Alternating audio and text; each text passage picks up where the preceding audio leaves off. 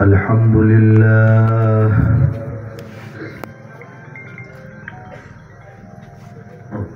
الحمد لله نحمده ونستعينه ونؤمن به ونتوكل عليه ونعوذ بالله من شرور أنفسنا ومن سيئات أعمالنا من يهده الله فلا مضل له ومن يضلله فلا هادي له ونشهد أن لا إله إلا الله وحده لا شريك له ونشهد أن سيدنا ونبينا وحبيبنا وسندنا ومولانا محمدا عبده ورسوله صلى الله تعالى عليه وعلى آله وأصحابه وبارك وسلم تسليما كثيرا أما بعد فأعوذ بالله من الشيطان الرجيم بسم الله الرحمن الرحيم يريدون ليطفئوا نور الله بأفواههم والله متم نوره ولو كره الكافرون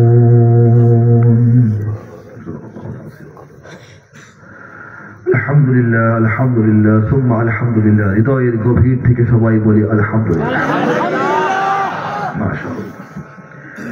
আজকের মাহফিল পুরুষোত্তমপুর বাইতুল আমান জামিয়া মসজিদের উদ্যোগে বার্ষিক ওয়াজ মাহফিল বলে সুবহানাল্লাহ। আজকের এই মাহফিলের পরম শ্রদ্ধাভাজন সভাপতি, আমন্ত্রিত মেহমানবৃন্দ, সামাজিক, রাজনৈতিক, সাংস্কৃতিক, ব্যবসায়িক বিশিষ্ট ব্যক্তিবর্গ, উপস্থিত ওলামা হযরত, আজিজ তোলাবা, দেশপ্রেমিক, দিন প্রেমিক, আল্লাহ এবং রাসূলের জন্য জীবন কুরবান করতে প্রস্তুত আমার তৌহিদি জনতা, হৃদয়ের গভীর থেকে সবাইকে জানাই আন্তরিক মোবারকবাদ, অভিনন্দন।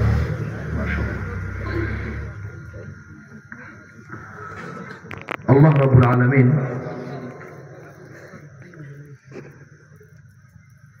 আমাদেরকে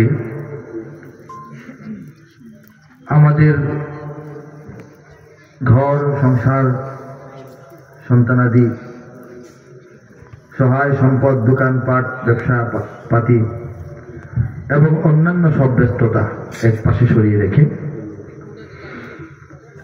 আল্লাহর কালামের মাহফিল, সুন্নাহর আলোচনার মাহফিল, ইসলাম, মুসলমান এবং মুসলমানদের পক্ষে আলোচনার মাহফিলে এসে বসার তৌফিক দান করেছেন, হায়াত দান করেছেন, সুস্থতা দান করেছেন, অবসর দিয়েছেন, মন মানসিকতা দান করেছেন, বলেছে ভালো। এই জন্য বলি আলহামদুলিল্লাহ। অনেকেই দুনিয়াতে ছিলেন, এখন নাই। অনেকেই সুস্থতার মধ্যে নাই, অনেকের অবসর নাই, অনেকের তিনটাই ছিল কিন্তু মন মানসিকতা নাই। সব মুসলমান ইসলামকে মহব্বত করতে পারে না, এই তৌফিক সবার হয় না। নামে মুসলমান হয়, ইসলামের প্রতি খুব অনাগ্রহী, বিরক্ত, অনেকে তো রাগান্বিত, ঠিক না? সেই সব দুর্ভাগাদের মধ্যে আমাদেরকে না ফেলে রব্বুল আলামিন তার সবচাইতে কাছের প্রিয় বান্দা হিসেবে আমাদেরকে কবুল করছেন, এই জন্য আলহামদুলিল্লাহ। আল্লাহ রব্বুল আলামিন যদি ভালো না বাসেন, যদি মায়া না করেন, যদি দয়া না করেন, যদি দাম না দেন, তাহলে কাউকে হেদায়েত দেন না। মান ইয়াহদিহিল্লাহু ফালা মুদিল্লা লাহু ওয়া মান ইউদ্লিলহু ফালা হাদিয়া লাহু। আল্লাহ নিজে বলতেছেন, ডিক্লেয়ার দিচ্ছেন, আমি আল্লাহ যাকে হেদায়েত দেই তাকে কেউ পথহারা বানায় রাখতে পারে না। শয়তান এবং তার সব মেকানিজম মিলে তাকে পথভ্রষ্ট বানায় রাখতে পারে না। আমি যাকে পথহারা বানায় রাখি তাকে কেউ হেদায়েতের রাস্তায় টানতে পারে, কিন্তু আনতে পারে না। নবীরা, রসুলগণ, ওলিগণ, গৌসগণ, কুতুবগণ, পীরগণ, মাশায়েখগণ, উলামা, শুহাদা, মুহাদ্দিসিন, মুহাক্কিকিন, মুফাসসিরিন এবং মুবাল্লিগিন চেষ্টা তো কম করেন না, কিন্তু হিদায়াত সে পাবে কিনা এটার ফয়সালা কার হাতে? যে জন্যে হযরত নূহ আলাইহিস সালামের ৯৫০ বছরের দাওয়াতের কঠিন জিন্দেগি পার করে আসার পরও জাহাজে ওঠার দিন আপন একটা ছেলে জাহাজে ওঠে নাই। নূহ নবীর আপন পুত্র জাহাজে একজন উঠে নাই। কাফেরদের সঙ্গে কাফের অবস্থায় ধ্বংস হয়েছে, ঠিক কিনা বলেন? নবীর ছেলে না, বড় নবীর ছেলে না, কিন্তু নবীকে চিনে নাই, পিতাকে চিনে নাই, আল্লাহকে বোঝে নাই। ইমানটা কি নবীর ছেলে হলে কনফার্ম? কেনান নূহ নবীর ছেলে না? ইমান হয়েছে, তার নসিব হয়েছে। আমাদের পিতা হযরত ইব্রাহিম আলাইহিস সালাম, তার পিতার ইমান নসিব হয়নি, অথচ ২০০ কোটি মুসলমানের তিনি পিতা। বর্তমান বিশ্বের অতীত হয়ে যাওয়া হাজারো কোটি মুসলমানের পিতা, তার পিতার ইমান নসিব হয় নাই। হযরত লূত আলাইহিস সালামের স্ত্রী, সহধর্মিনী, জীবন সঙ্গিনী, অর্ধাঙ্গিনী, লাইফ পার্টনার, কাফেরদের সঙ্গে কাফের অবস্থায় মহিলা ধ্বংস হয়ে গেছে, মুমিনা হতে পারে নাই।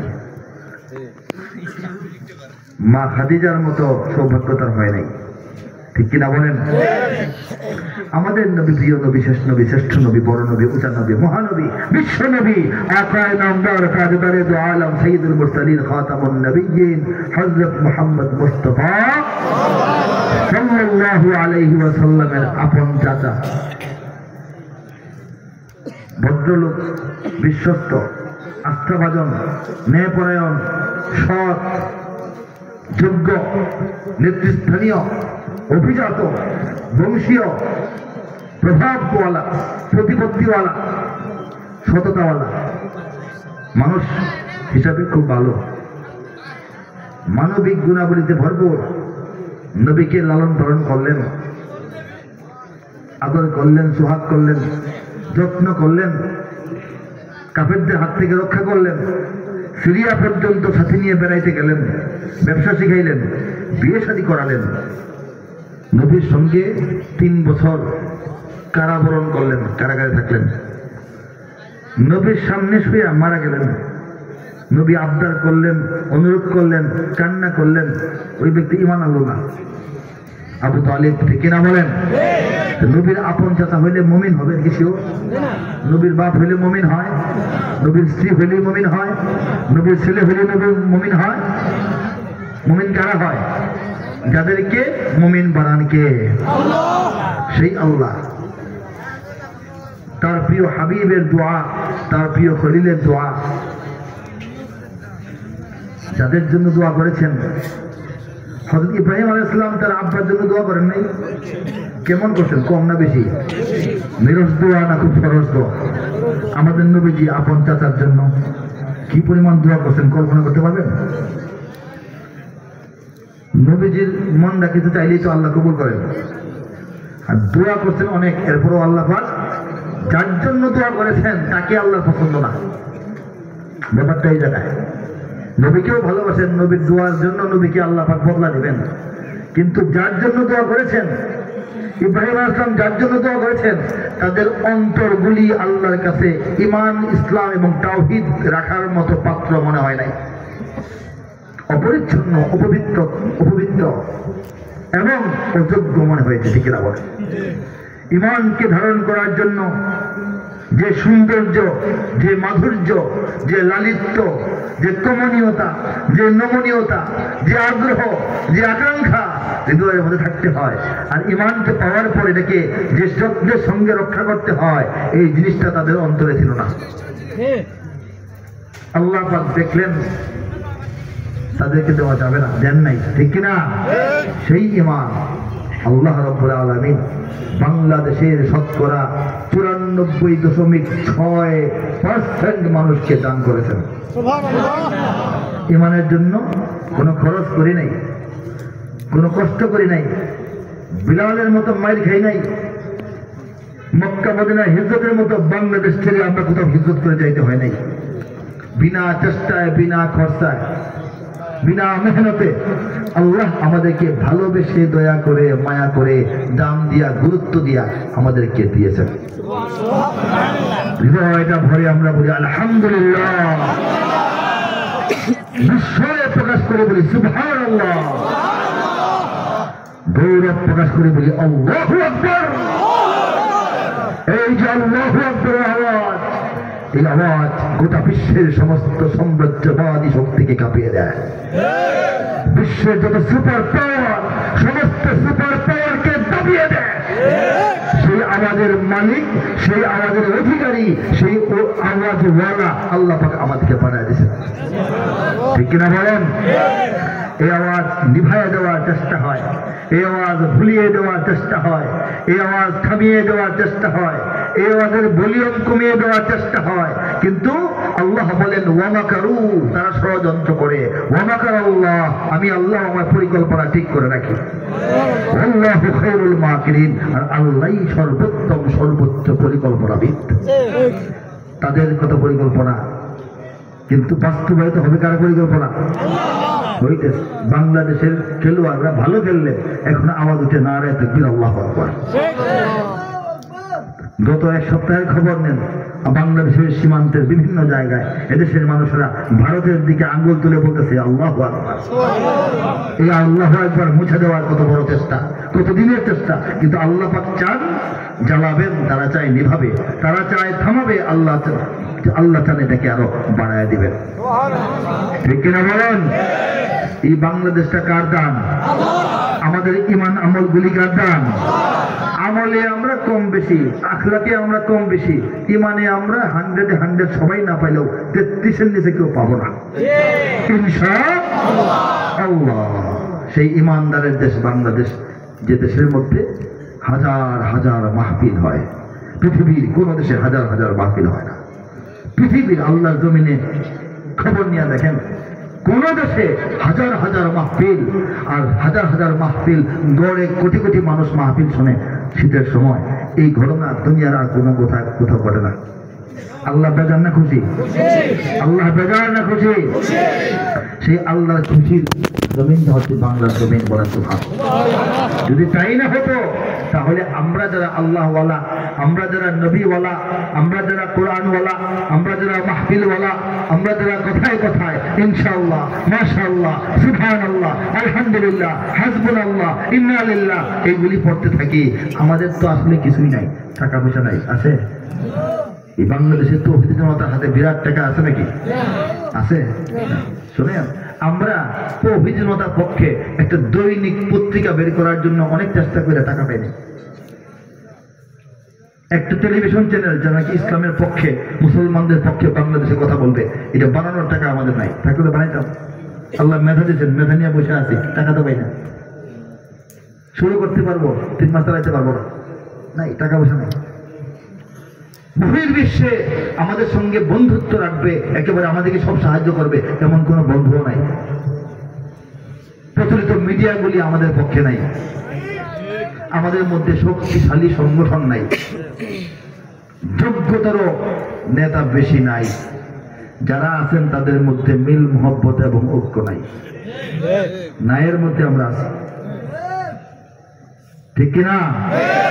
এই দুরবস্থায় থেকে থেকে আমরা নিজেরাই নাই হয়ে যাওয়া কথা। যে পরিমাণ ষড়যন্ত্র আমাদের বিরুদ্ধে হয়, আমরা নাই হয়ে যাওয়া কথা বাংলাদেশ থেকে, ঠিক কিনা বলেন? শত শত এনজিও আমাদের বিরুদ্ধে কাজ করে, শত শত মিডিয়া আমাদের বিরুদ্ধে কাজ করে, শত শত নাস্তিক, মোর্তা, কবি, সাহিত্যিক, লেখক, গবেষক, আলোচক, প্রভাষক, সাংবাদিক এবং বড় বড় ভিসি এরা আমাদের বিরুদ্ধে কাজ করে, ঠিক কিনা? কিন্তু আল্লাহ পাক আমাদেরকে রাখছেন, আমাদেরকে ওদেরকে কিছু কিছু রাখেন, মধ্যে মধ্যে বাতিল করে দেবেন। ঠিক কিনা বলেন? আমরা আমাদের জায়গায় এখনো আছি। কে রাখছেন? কে রেখেছেন? কারণ দেশটা ইসলামের, আল্লাহ একটা পরিকল্পনা আছে। বাংলাদেশ ভারতের সীমানার নয়, কিন্তু ঘেরাওয়ের ভিতরে একটা দেশ, ঠিক না? এই ভারতবর্ষ মুসলমানরা শাসন করেছেন 700, 800, 900 বছর। 500 বছর তো সম্রাট বাবরের বংশধর মুঘলরাই শাসন করেছে। এর আগেও তো শাসন, শেরশাহর শাসন এবং সুরি বংশের শাসন, এর আগেও শাসন চলেছে। এত বছর মুসলমানদের শাসন চলা সত্ত্বেও ভারতে কি মুসলমানদের সংখ্যা হিন্দুর চাইতে বাইরে বেশি হয়েছে? হয় নাই। শাসন হইলেই ইসলাম বাড়ে না, শাসন চললেই মুসলিম বাড়ে না, ঠিক কিনা বলেন? এটা বাড়ে আল্লাহর ইচ্ছায়, ঠিক কিনা? সেই ভারত থেকে আমরা কি কোটি মাইল দূরে, নাকি ভারতের একদম ভিতরে? ভিতরে থেকেও তো এই দেশটা আল্লাহ পাক ইসলাম দিয়ে পরিপূর্ণ করে দিয়েছেন। এই জমিনটা আল্লাহ পছন্দ করেছেন। সাগর পারের দেশ, পোকামাকড়ের দেশ, বন জঙ্গলের দেশ, গরিব দুঃখীর দেশ, অশিক্ষিত মূর্খ মানুষের দেশ। আল্লাহ পাক ইসলাম এবং ইমানের জন্য এটাকে ভালোবেসে কবুল করেছেন। এবং আমাদেরকে আল্লাহ পাক আখিরি জামানার চূড়ান্ত লড়াইয়ের সৈনিক হিসেবে প্রস্তুত করার প্রক্রিয়া চালিয়ে যাচ্ছেন। আমরা বুঝি আর না বুঝি, আমরা কিন্তু সেই চূড়ান্ত লড়াইয়ের পথে এগিয়ে যাচ্ছি, ঠিক কিনা বলেন? এদেশে আল্লাহু আকবারের সুরে সূর্য ওঠে, এদেশে আল্লাহু আকবারের সুরে সূর্য ডোবে, এদেশে আল্লাহু আকবারের সুরে সূর্য ওঠে, এদেশে আল্লাহু আকবারের সুরে সূর্য ডোবে, ঠিক না? এদেশের মাল্লা মাঝি কিষান মজুর সবার ঠোঁটে শোনো রে লা ইলাহা ইল্লাল্লাহর জিকির ওঠে, ইমানের তপ্ত আগুন জ্বলছে সবার বুকে বুকে, ইমানের তপ্ত আগুন জ্বলছে সবার বুকে বুকে, সে আগুন দেশ হতে দেশ দেশান্তরেও জ্বলতে হবে। এদেশে আল্লাহু আকবারের সুরে সূর্য ওঠে, এবার এদেশে আল্লাহু আকবারের সুরে সূর্য ডোবে, ঠিক না? এই যে এদেশে আল্লাহু আকবারের সুরে সূর্য ওঠে আর সূর্য ডোবে, এটাই হচ্ছে বাংলাদেশ। ইমানের তপ্ত আগুন জ্বলছে সবার মুখে মুখে, আছে না? কার কার আছে? হাতটা তোলে। লিল্লাহি তাকবীর, লিল্লাহি তাকবীর, লিল্লাহি তাকবীর। এটা আমাদের শেষ কথা নয়। ইমানের তপ্ত আগুন জ্বলছে সবার মুখে মুখে, যেমন সত্য কথা, সে আগুন দেশ হতে দেশ দেশান্তরেও জ্বলতে হবে। এই যে আমাদের প্রত্যয়, এই যে আমাদের ঘোষণা, এই যে আমাদের আকাঙ্ক্ষা, 20 কোটি বাঙালির এই আকাঙ্ক্ষার সামনে আজকে দিল্লি থরথর করে কাঁপছে, ওয়াশিংটন থরথর করে যাচ্ছে, বেইজিং থরথর করে যাচ্ছে, তেল আবিব খুব সতর্ক হয়ে আছে। আমরা আমাকে চিনি না, আমরা আমাদেরকে চিনি না। আমরা মনে করি গরিব বাঙালি, বাংলা পৃথিবীর দক্ষিণ পূর্ব কোনায় পড়ে আছি, কিন্তু সারা দুনিয়ায় মুসলমানের সংখ্যা হলো 200 কোটি। 10%, 10 ভাগের 1 ভাগ, 20 কোটি বাংলাদেশে। সারা দুনিয়ায় কি 10টা মুসলিম দেশ? কয়টা? 57টা মুসলিম দেশ তো সমিতিভুক্ত, OIC নামে আছে। এর বাইরেও খোলা ছোটা কিছু দেশ আছে, আর সমস্ত দুনিয়ার অমুসলিম দেশও তো মুসলিম আছে। বাংলাদেশের ভাগে তো এত বেশি বড় কথা না, আল্লাহ পাক দিয়া দিচ্ছেন, বলেন সুবহানাল্লাহ, আলহামদুলিল্লাহ, লা ইলাহা ইল্লাল্লাহ, আল্লাহু আকবার। সেই কথাটা আমাদের মনে রাখতে হবে, আমরা কারা, কিভাবে ঈমান পেলাম, ঠিক কিনা? আমরা হলাম তাওহীদি জনতা। মানে কি তাওহীদি জনতা? এক হও, এক হও বলা হয় না? অর্থ কি? আমরা তাওহীদি জনতা, বলেন সুবহানাল্লাহ। এই নামটা যে বলতে পারি, এটা আল্লাহর দয়া। ঈমান, আমানতু বিল্লাহি ওয়া মালাইকাতিহি ওয়া কুতুবিহি ওয়া রুসুলিহি ওয়াল ইয়াউমিল আখির ওয়াল কদরি খাইরিহি ওয়া শাররিহি মিনাল্লাহি তাআলা ওয়া বা'থি বাদাল মাউত। 7টা বিষয় তো আছে। প্রথম কি? আল্লাহ। আল্লাহর উপর ঈমানটা আনারই 3টা স্তর। কয়টা? এইটুকু আজকে বলবো সংক্ষেপে। আল্লাহর উপর ঈমান আনার 2টা স্তর। প্রথম হলো আল্লাহ যে রব, এটা মানতে হবে। রব মানে কি? যিনি সৃষ্টিকর্তা, যিনি লালন পালনকারী, যিনি রিজিক দাতা, যিনি রিজিক বন্টনকারী, যিনি রিজিক নিয়ন্ত্রণকারী, যিনি রিজিকের হিসাব গ্রহণ করবেন, যিনি সমস্ত কিছু ম্যানেজমেন্ট করেন, এই টোটাল যোগ্যতাওয়ালা যিনি, তিনি হচ্ছেন রব। রব তো আমরা একটা শব্দ উঠাই প্রভু, রব তো উঠে প্রতিপালক, এটাতে আংশিক অর্থ হয়, একটু অর্থ হয় আর কি, সবটা হয় না। রুবুবিয়ত, আল্লাহর রুবুবিয়তকে স্বীকার করে নিতে হবে, বলে সুবহানাল্লাহ। পৃথিবীর ইহুদিরা, পৃথিবীর খ্রিস্টানরা, পৃথিবীর আরো কোন নবীর উম্মত যদি থেকে থাকে, তারা আল্লাহর রুবুবিয়তকে বিশ্বাস করে, আমাদের মতই করে। প্রকৃত ইহুদি, প্রকৃত যারা নাসারা, তারা আল্লাহ যে সৃষ্টিকারী এটা তারা বলে। খ্রিস্টানরা কখনো বলবে না যে আমাদেরকে আলো বাতাস থেকে সৃষ্টি হয়ে গেছিল, বলবে না।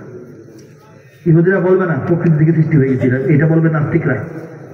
নাস্তিকরা আল্লাহকে সৃষ্টিকর্তা, লালন পালনকারী বিশ্বাস করে না। ইহুদি নাসারারা বিশ্বাস করে, কারণ তারাও তো কোনো না কোনো নবীর পথভ্রষ্ট উম্মত, তাদেরও তো আসমানি কিতাব ছিল, ঠিক না? তাহলে তাদের সঙ্গে আমাদের পার্থক্য কি? আমরা তৌহিদি জনতা কেমনে হইলাম? তারা কেন তৌহিদি জনতা নয়? আল্লাহর উপর ঈমানের দ্বিতীয় স্তর, সেটা হচ্ছে আল্লাহ যে উপাসনার উপযুক্ত, ইবাদতের উপযুক্ত, আল্লাহর ইবাদত যে করতে হবে, আল্লাহ যে ইলাহ, এটাকে মনে প্রাণে বিশ্বাস করা, বলে সমান। এই বিশ্বাস শুধু আমাদের না, অন্যান্য কিতাবওয়ালা ধর্ম যাদের, তাদেরও আছে।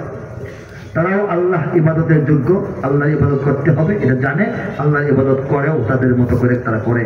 মক্কার যারা কাফের ছিল, মক্কার যারা মুশরিক ছিল, মক্কার যারা আবু জাহল, আবু লাহাব, উতবা, শাইবা, তারা কি আল্লাহকে চিনত না? কাবা ঘরকে তারা কি বলতো? বাইতুল্লাহ। কি বলতো? আল্লাহর ঘর বলতো। তাহলে কি তারা আমাদের মতোই আল্লাহর ঘর চিনে না? আল্লাহর ঘরের খেদমত কুরাইশরা করতো না? আল্লাহর ঘর প্রদক্ষিণ করতে যারা আসতো তাদেরকে পানি খাওয়াইতো, সেবা যত্ন করতো কুরাইশরা, অথচ তারা মুমিন নয়, ঠিক না বলেন? আবু জাহল যেদিন নবী এবং সাহাবীদের বিরুদ্ধে একটা বিরাট বাহিনী নিয়ে বদর যুদ্ধের উদ্দেশ্যে রওনা হয়, মক্কা থেকে যেদিন বের হয়, সেদিনও সে মক্কার কাবা ঘরের গিলাম ধরে আল্লাহকে উদ্দেশ্য করে দোয়া করছে, হে রব্বে কাবা, হে আল্লাহ কাবার মালিক, যে দল হকের উপর আছে সেই দলকে বিজয়ী করুন। কে দোয়া করছে?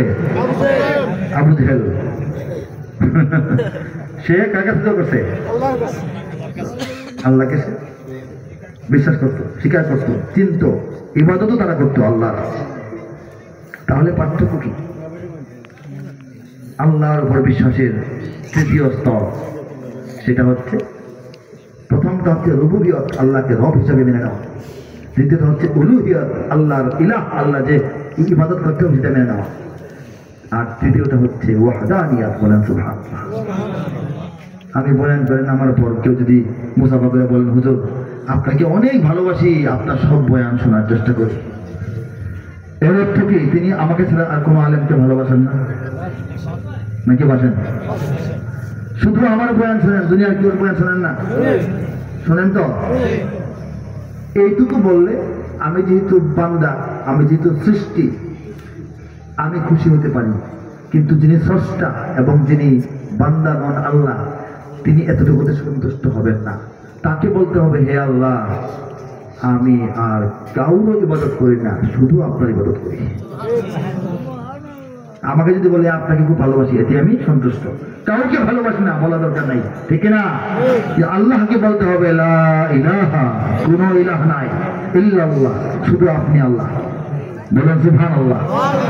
কালিমাত তাইয়্যিবা এভাবে সাজানো হয়েছে। এই জায়গায় আল্লাহর ওয়াহদানিয়ত, আল্লাহর একত্ববাদ, এটার উপর শুধুমাত্র ইব্রাহিমের যারা অনুসারী, মুহাম্মদের যারা অনুসারী এবং যুগে যুগে নবী রাসূলগণ তাদের অনুসারীরাই শুধুমাত্র আল্লাহকে একত্ববাদে বিশ্বাসী। বাকি সবাই বলে আল্লাহকে ভালোবাসি, আল্লাহরও ইবাদত করি, তার ছেলে সন্তানেরও ইবাদত করি, বলে নাউযুবিল্লাহ। অমুক নবী আল্লাহর ছেলে, অমুক আল্লাহর মেয়ে, বলে না? আল্লাহ একা তো করেন না সবকিছু, আল্লাহর স্টাফ আছে, আল্লাহর মন্ত্রী পরিষদ আছে, আল্লাহর সচিবালয় আছে, আল্লাহর 360টা মূর্তির সাহায্য লাগে, এরকম নাউযুবিল্লাহ বিশ্বাসী লোক আছে না? তারা আল্লাহকে রব মানে, আল্লাহকে ইবাদত করে, কিন্তু আল্লাহর সঙ্গে শরীক করে। আমরা আল্লাহকে রব মানি, আল্লাহর ইবাদত করি, এবং লা শারীকা লাহ, আমানতু বিল্লাহি কামা হুয়া, আল্লাহর উপর ঈমান আনলাম তিনি যেমন তেমন ভাবে, বলে সুবহানাল্লাহ। তারাও আমান্তু বিল্লাহি কিন্তু কামা হওয়া নাই, তারাও আল্লাহর উপর ঈমান আনে কিন্তু আল্লাহ যেমন তেমন ভাবে না, নিজেদের মন মতো। আল্লাহর উপর ঈমান এনেছি, তার সন্তান আছে, আল্লাহর উপর ঈমান এনেছি, তার আরো শরীক আছে, এটারও তাদের মাথা। আমাদের কথা আমান্তু বিল্লাহি কামা হুয়া, তিনি যেমন তেমন, তিনি কেমন। ইহুদি আসা জিজ্ঞেস করছে আল্লাহর নবীর কাছে, মক্কার কুরাইশরাও অনেক সময় জিজ্ঞেস করছে, হে মুহাম্মদ, তারা তো নবী মানত না, বলেন তো আমরাও তো আল্লাহর নবীদেরই উম্মত, মুসার উম্মত, ঈসার উম্মত, তাই না? আপনি কোন আল্লাহর কথা বলেন? আপনি যে আল্লাহর কথা বলেন, এটা কোন আল্লাহ? আরেকজন নাকি? ওনার পরিচয় কি, নাম ঠিকানা বলেন? জিজ্ঞেস করতেছে। আমরা তো আল্লাহকে আগে থেকে চিনি, আপনি নতুন করে কোন আল্লাহর কথা বলেন? নবী করিম সাল্লাল্লাহু আলাইহি ওয়াসাল্লাম জবাব দিলেন, যা আল্লাহ ওহী করলেন। বলেন সুবহানাল্লাহ। আল্লাহ বললেন, কুল, হে নবী আপনি বলেন, এদেরকে বলেন। কি বলতেছে আল্লাহ? কুল মানে বলেন, হুয়াল্লাহু আহাদ, আল্লাহ তিনি আহাদের দুইটা ভাগে অর্থ, এক এবং একক। বলেন সুবহানাল্লাহ। আহাদের অর্থ এক বললে হবে না, এক এবং একক। এক হইল এক, একটা গণনার, একটা সংখ্যার শুরু। শুরু মানে এটা আরো লম্বা হইতে পারে, এক পরে দুই পরে তিন পরে চার, কিছু গুনতে হলে শুরু হয় করতে গিয়া। এক হইল গণনার শুরু, সংখ্যার শুরু। একক হইল এক মানে এক, এটার আর দুই নাই। বলেছে ভালো, এক এবং একই শেষ, এক এক পর্যন্তই শেষ, আর দুই নাই, এটা হলো একক। কাজে আল্লাহ এক এবং আল্লাহ একজন, তো দুজন না তো। আল্লাহ প্রথম বলতে হবে আল্লাহ একজন এবং একের মধ্যে শেষ। বলেছে ভালো। হে নবী তাদেরকে বলে দেন, আমার পরিচয় জানতে চায়, বলেন আমি আল্লাহ এক এবং একক। আল্লাহ সামাদ, বলেন আল্লাহ হলেন সামাদ, ছোট ছোট সাদ মিম দাল, অর্থটা একটু লম্বা, আবার দুই ভাগে বিভক্ত। প্রথম অর্ধেক হইল আল্লাহ হচ্ছেন সামাদ। সামাদ মানে আল্লাহ হচ্ছেন এমন যে তিনি ছাড়া সমস্ত কিছু, তিনি ছাড়া আর যা কিছু আছে সমস্ত কিছু সব সময় সব বিষয়ে তার কাছে মুখাপেক্ষী। অর্ধেক, বাকি অর্ধেক হলো আর তিনি ছাড়া আর অন্য কোনো কিছু কাছে কখনোই কোনো কারণে মুখাপেক্ষী নয়। তিনি ছাড়া সবকিছু, সর্বাবস্থায় সবকিছুর জন্য তার কাছে মুখাপেক্ষী, তার ছাড়া চলে না। আর তিনি নিজে ছাড়া অন্য কারো কাছে এক সেকেন্ডের জন্য কোনো কিছুর জন্যই মুখাপেক্ষী নন। তিনি হলেন আল্লাহ সামাদ, লাম ইয়ালিদ, তিনি কোনো জন্ম দেন নাই, কাউকে সন্তান নাই। ওয়ালাম ইউলাদ, তাকে কেউ জন্ম দেয় নাই, তার নিচেও নাই উপরেও নাই, বংশধর নাই, পূর্বসূরীও নাই, উত্তরসূরীও নাই। বলেন সুবহানাল্লাহ। এরপরে আল্লাহ খুব বিরক্ত হয়েছেন যে এত কথা দরকার নেই, এদের সাথে এত কথা দরকার নাই, এক কথা বের করেন। নবী বলে দেন, ওয়ালাম ইয়াকুল লাহু কুফুয়ান আহাদ, এত কথা বলতে পারবো না, কোন দিক থেকে কোনো কিছু বা কোনো কেউ আল্লাহর সমতুল্য হতে পারে না, তার সমান তার মতো আর কেউ নাই, কিছু নাই। এই কথা কয়ে তাদেরকে বিদায় করেন। সূরা ইখলাস আমরা পাইলাম, ঠিক না? শক্তিশালী সূরা। বলেছে এই সূরার শুরু থেকে শেষ পর্যন্ত শুধু আল্লাহর পরিচয়, অন্য প্রসঙ্গ ঢোকে নাই। অন্যান্য সূরার মধ্যে আল্লাহর বিভিন্ন গুণাবলী, আল্লাহর বিভিন্ন কার্যক্রম, আল্লাহর বিভিন্ন পরিচয়, আল্লাহর বিভিন্ন ব্যাখ্যা আসছে। এই সূরাটা শুধু আল্লাহকে চেনানোর জন্য। বলেছে সুবহানাল্লাহ। এই সূরাটাকে মেনে যারা মুমিন, তারাই হচ্ছে তাওহীদি জনতা। তাওহীদি জনতা কবে থেকে শুরু? নবী থেকে শুরু। বলেছে সুবহানাল্লাহ। হযরত ইব্রাহিম আলাইহিস সালাম শুরু। আল্লাহ বলেন ইব্রাহিম সে হচ্ছে একটা উম্মত, ইব্রাহিম একাই একটা জাতি। বলেন সুবহানাল্লাহ। একলা মানুষ একটা জাতি কেমনে হয়? ইব্রাহিম যখন দুনিয়ায় আলাইহিস সালাম, তখন দুনিয়ার সমস্ত মানুষ তারা কি করতো জানেন? ব্যাঙের পূজা, সাপের পূজা, গাছের পূজা, মাছের পূজা, পাহাড় পূজা, আসমান পূজা, সূর্য পূজা, চন্দ্র পূজা, মূর্তি পূজা, নানান জিনিস পূজা করত, নানান জিনিস পূজা করত। সেই দুনিয়াতে শুধুমাত্র একমাত্র আল্লাহর ইবাদতকারী, শুধুমাত্র একমাত্র একটা মানুষ ছিলেন, ইব্রাহিম আলাইহিস সালাম। তার ঘরের মানুষ তার সঙ্গে নাই, তার পিতা নাই, অন্য কেউ তার সঙ্গে নাই।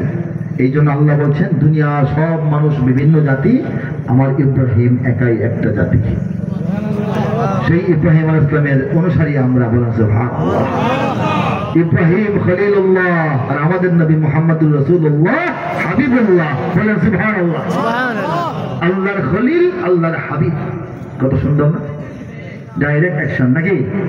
ইব্রাহিম আলাইহিস সালামের দুই সন্তান, হযরত ইসমাইল, হযরত ইসহাক, দুই বিবির দুই সন্তান। সেই সন্তান থেকে ইসহাক আলাইহিস সালামের বংশধর ইয়াকুব আলাইহিস সালাম, ইয়াকুবের 10 পুত্র ইউসুফ আলাইহিস সালাম আছেন। ইউসুফ থেকে এভাবে বংশ আসতে আসতে হাজার হাজার লাখো নবী রাসূল ইয়াকুব আলাইহিস সালামের বংশে, ইসহাক আলাইহিস সালামের বংশে।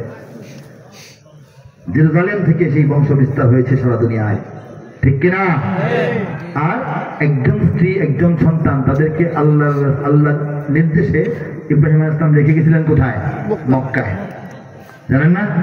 কাবা ঘর নির্মাণ হলো এখানে, আরেক স্ত্রী আরেক সন্তান। এই সন্তানের ঘর থেকে আর নবী নাই, নবী নাই, নবী নাই, নবী নাই, নবী নাই। সমস্ত নবী ইসহাক আলাইহিস সালামের বংশধর।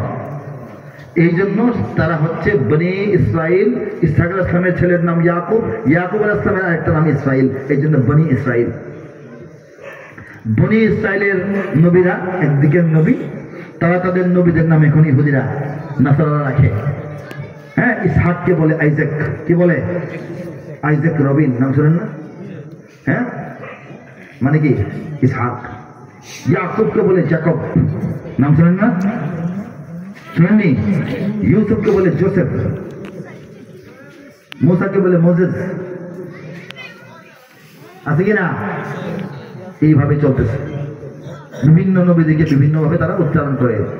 হ্যাঁ, সুলাইমানকে বলে সলমন, সেলমান বলে না? দাউদকে বলে ডেভিড, কি বলে?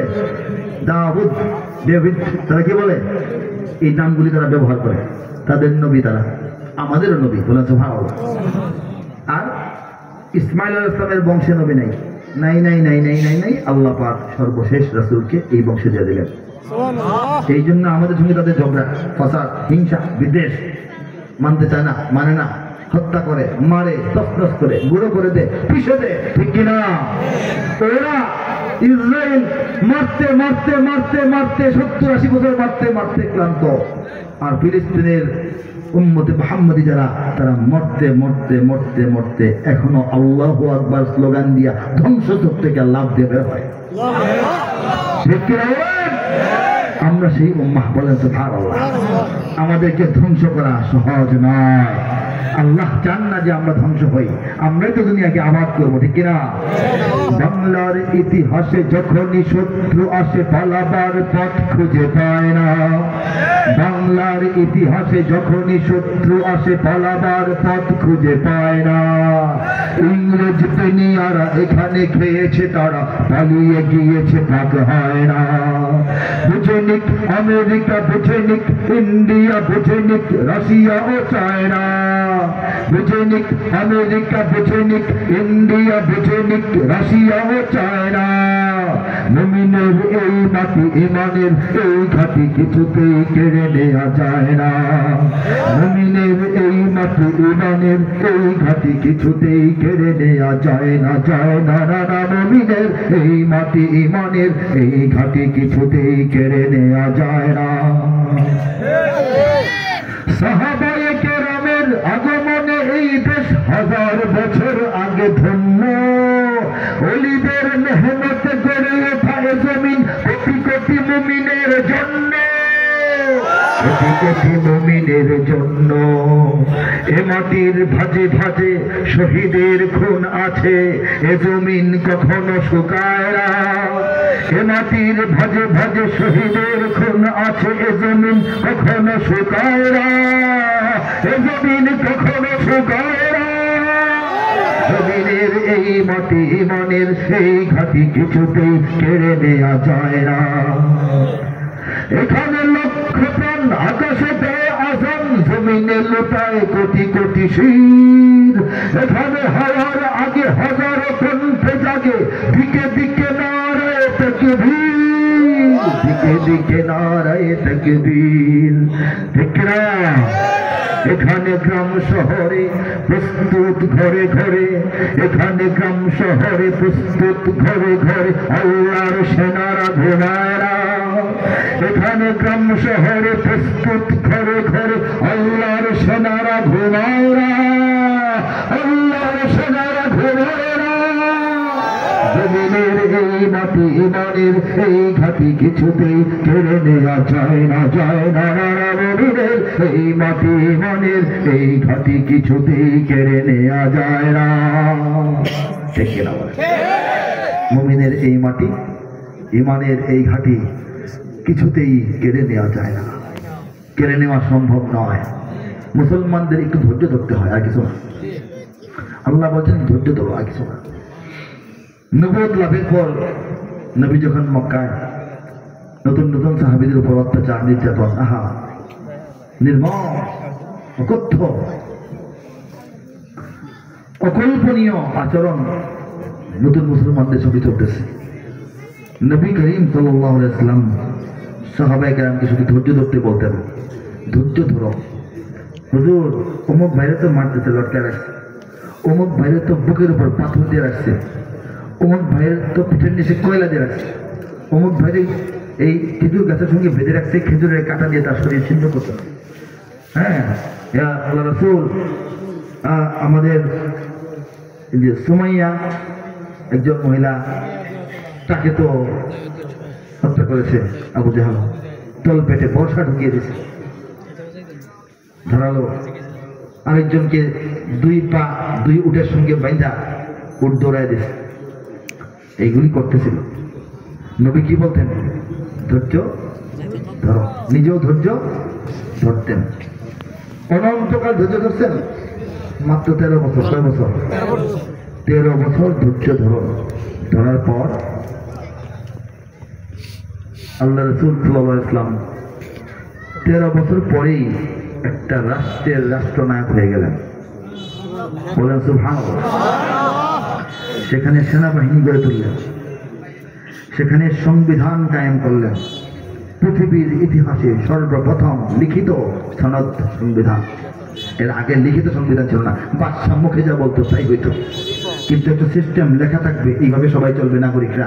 এই জিনিসটা ইসলাম দিয়েছে নবীর হাতে। বলেন সুবহানাল্লাহ। সেখানে অর্থ ব্যবস্থা গড়ে উঠল, সমাজ ব্যবস্থা গড়ে উঠল, শিক্ষা প্রতিষ্ঠান গড়ে উঠল, এবং সেখান থেকে পররাষ্ট্রনীতি চলল, স্বরাষ্ট্র ব্যবস্থা চলল, সারা দুনিয়ার সঙ্গে কূটনৈতিক সম্পর্ক চলল। কয় বছর? 10 বছর। মাত্র 10। 13 তো মক্কায় নড়াচড়ার সুযোগ নাই, কথা বলার সুযোগ নাই, আওয়াজ করার সুযোগ নাই। মদিনায় যাওয়ার পর মাত্র 10 বছরে নবীজি কাজ করে করলেন। সুবহানাল্লাহ। এত কাজ কেমনে করলেন, কবে করলেন? হিজরত করে মদিনায় যাওয়ার মাত্র 1.5 বছর পরেই তো যুদ্ধ শুরু হয়ে গেল। প্রথম যুদ্ধটা কি? জঙ্গে বদর। নবীজির জীবদ্দশায় 85টা যুদ্ধের নেতৃত্ব দিয়েছেন। বলেন সুবহানাল্লাহ। এর মধ্যে 27টা যুদ্ধে নিজে যুদ্ধের পোশাক পরে উপস্থিত, আর বাকিগুলির মধ্যে সম্পূর্ণ পরিকল্পনা, যোগাযোগ এবং সবকিছু নেতৃত্ব, কর্তৃত্ব এবং এটার যে তত্ত্বাবধান নবীজির মেধা থেকে, নবীজির চেষ্টা থেকে হয়েছে। শুধু সোলজার যারা সৈনিকদেরকে ময়দানে পাঠিয়েছেন, নিজের সঙ্গে যেতে পারেন নাই। কিন্তু টেনশন কার মাথায়? পরিকল্পনা কার মাথায়? তাহলে বদর থেকে নবীজির হায়াত যখন শেষ, 8.5 বছর, তাই না? 8.5 বছরে 85টা যুদ্ধ যদি হয়, বছরে কয়টা হয়? 10টা করে হয় না? প্রতি বছর যদি 10টা করে যুদ্ধ করতে হয়, তাহলে যিনি করেন তার অবসর কোথায় বলেন? বছরে 10টা যুদ্ধের নেতৃত্ব দিতে হয়। ভয়ানক ব্যাপার, দুশ্চিন্তার ব্যাপার, ব্যস্ততার ব্যাপার। মদিনাকে গড়ে তোলার সময় কই, অন্য কাজের সময়ই কই, কিন্তু নবীজি তো সব কাজই করেছেন। ঠিক না? 63 বছর খুব সংক্ষিপ্ত হায়াত, কিন্তু বরকতময় হায়াত। বলা সুবহানাল্লাহ। মক্কায় 13 বছর বাদ রাখেন, এটা আরামে কাজ করা যায় নাই, কিন্তু মদিনা হচ্ছে নবীর কর্মজীবন। মাত্র 10 বছরের কর্মজীবনে গোটা দুনিয়াকে কিয়ামত পর্যন্ত অনড় থাকার মতো শরীয়ত এবং ইসলামের বিধিবিধান তিনি উপহার দিয়ে গিয়েছেন।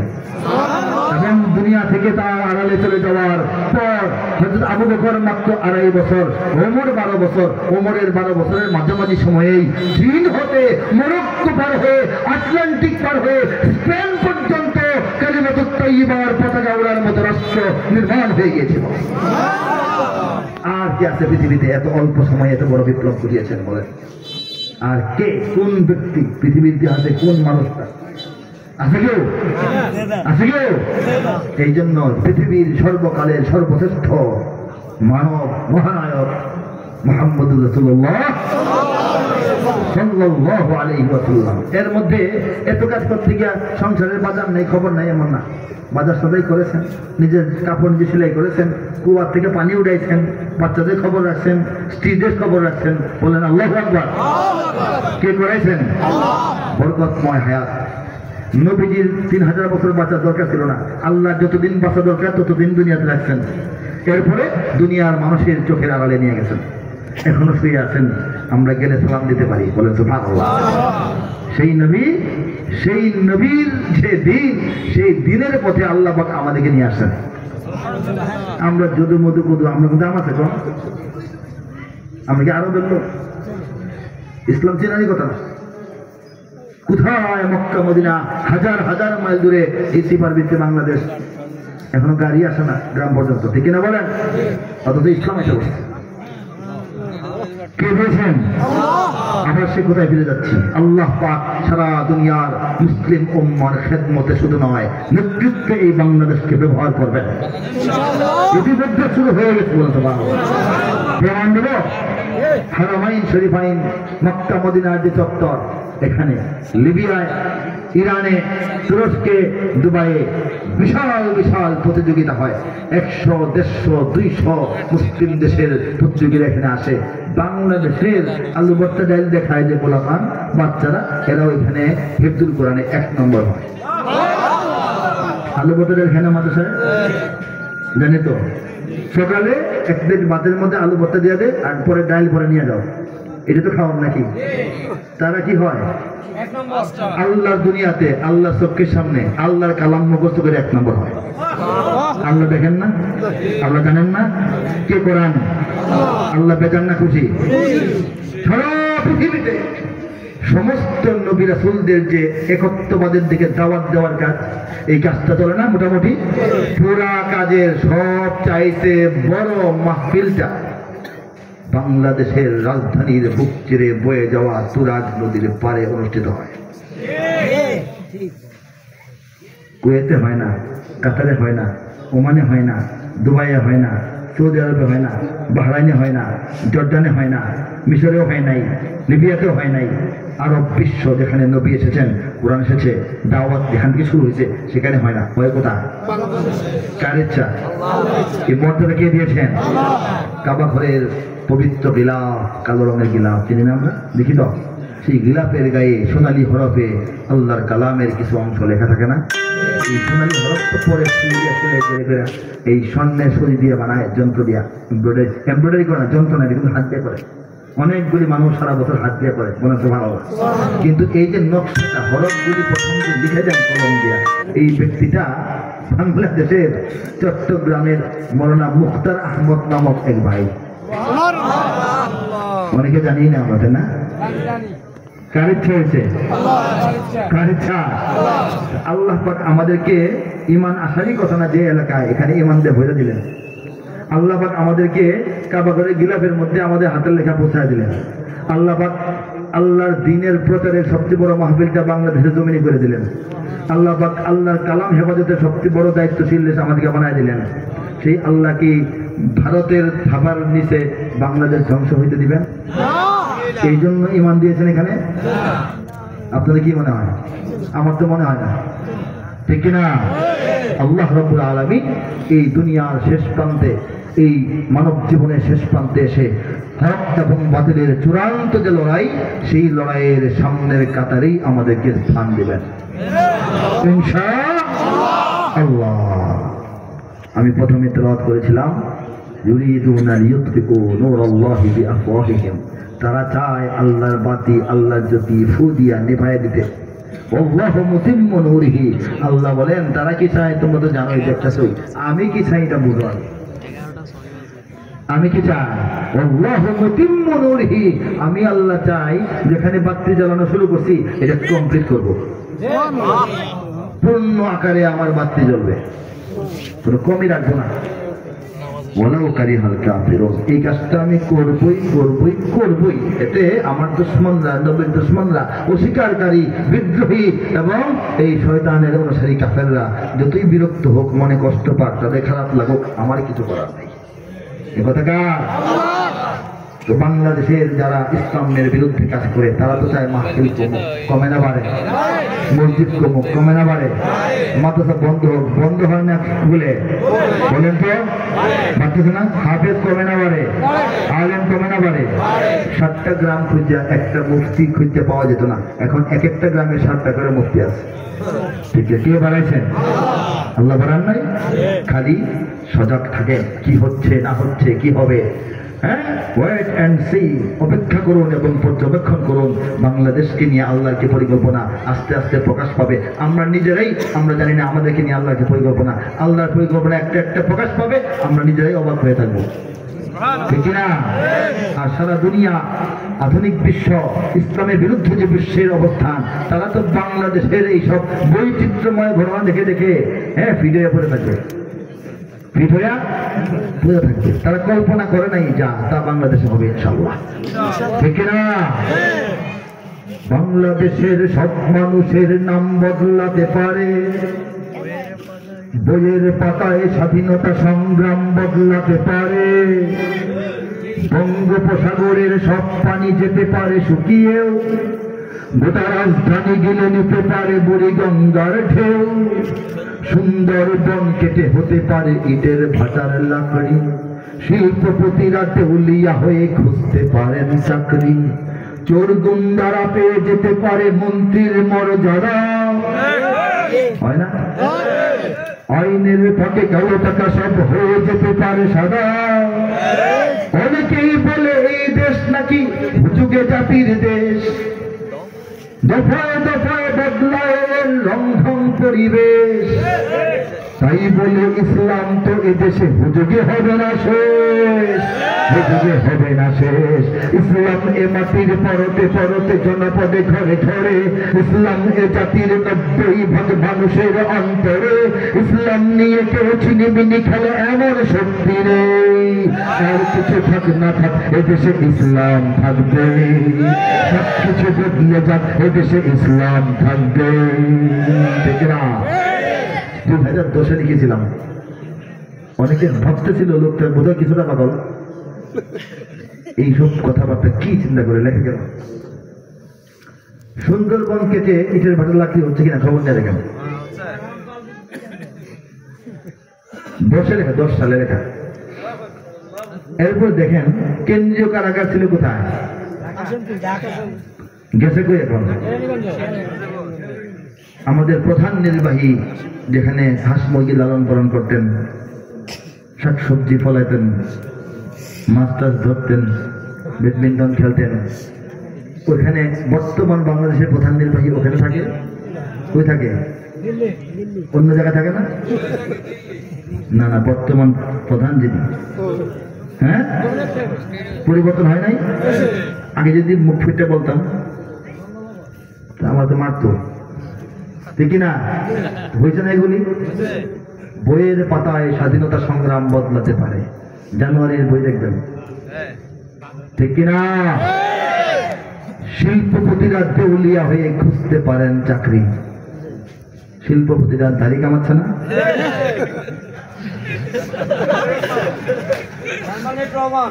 হাসতেছেন কেন? নাম বলেন কেন? দাঁড়িয়ে রাখা কি? দাঁড়িয়ে রাখা জান পাতানো কি? তাহলে হাসেন কেন?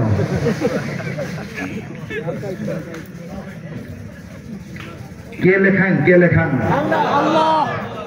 2010-এ লিখেছিলাম আবার যুদ্ধ হবে, আবার যুদ্ধ হবে। যুদ্ধের কোনো আলাপ সালাপ, কোনো মানে সিস্টেম, কোনো একটা লক্ষণ তখন ছিল?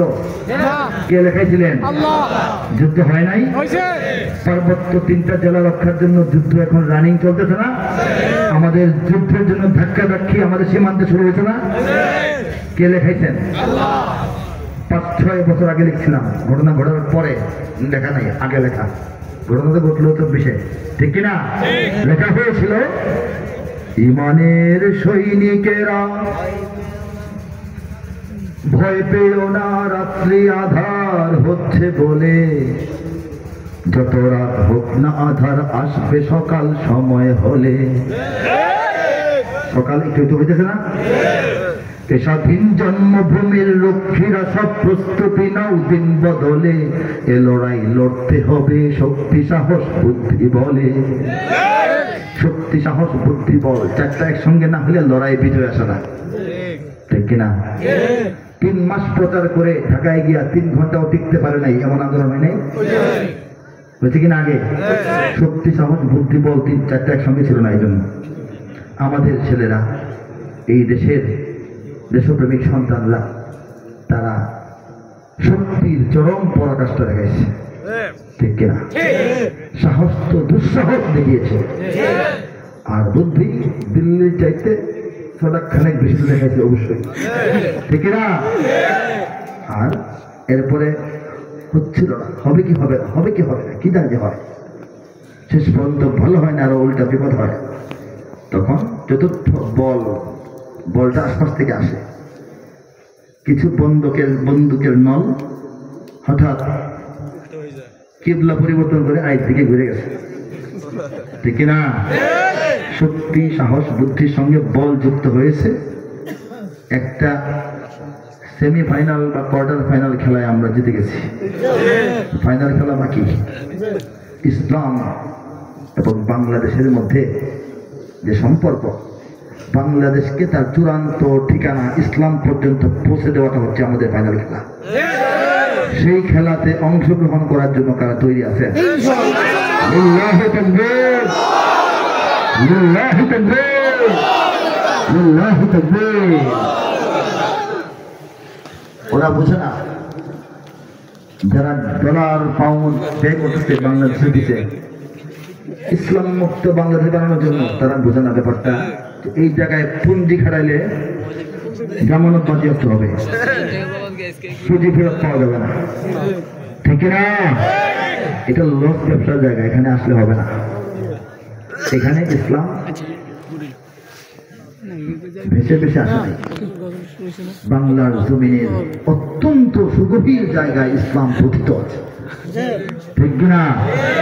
নবীজি যখন মক্কায় মদিনায় তখনও যাননি, তখন নবীজির কাছ থেকে ইসলামটা নিয়ে হযরত আবু ওয়াক্কাস রাদিয়াল্লাহু আনহু, সাদ ইবনে আবি ওয়াক্কাসের আব্বা আবু ওয়াক্কাস রাদিয়াল্লাহু আনহুর নেতৃত্বে 8জন সাহাবী, 4 থেকে 8জন সাহাবীর একটা দল মক্কা থেকে নবুয়তের 5ম বছর তারা হিজরত করে আবিসিনিয়া যান। আবিসিনিয়া থেকে ইসলামটা নিয়ে বাংলাদেশে এসে ঢুকে যান 618 খ্রিস্টাব্দে। 622-এ বদর যুদ্ধ, 1.5 বছর আগে নবীজির হিজরত, এরও 2.5 বছর আগে নবীজি মক্কায় মদিনা নবীকে দেখে নাই, পায় নাই। কিছু লোক আসে নবীর সাথে কথাবার্তা বলতেছে, সব সাহাবীরা তখনও মদিনায় যান নাই, তখনও মসজিদে কুবা হয় নাই, মসজিদ নববীর জায়গায় ঠিক হয় নাই, অনেক কিছু হয় নাই। নবীর উদ্দেশ্যে মদিনাবাসী তালাআল বাদরু আলাইনা গায় নাই। নবী মক্কায়, ইসলাম বাংলাদেশ। সেই ইসলাম এটাকে ধাক্কা মারলে পড়ে যাবে, টুকা মারলে উড়ে যাবে। এই দেশে যদি থাকতে হয় ইসলামে থাকবে, ঠিক কিনা? ইনশাআল্লাহ। আমি আল কোরআনের কাব্যানুবাদ থেকে আপনাদেরকে কি অংশ আজকে শোনাবো ইনশাআল্লাহ। এই মুহূর্তে, এই পর্যায়ে আল কোরআনের কাব্যানুবাদ একটি গ্রন্থ। এই গ্রন্থটি হচ্ছে পবিত্র কোরআনুল কারীমের শুরু থেকে শেষ পর্যন্ত 114টা সূরার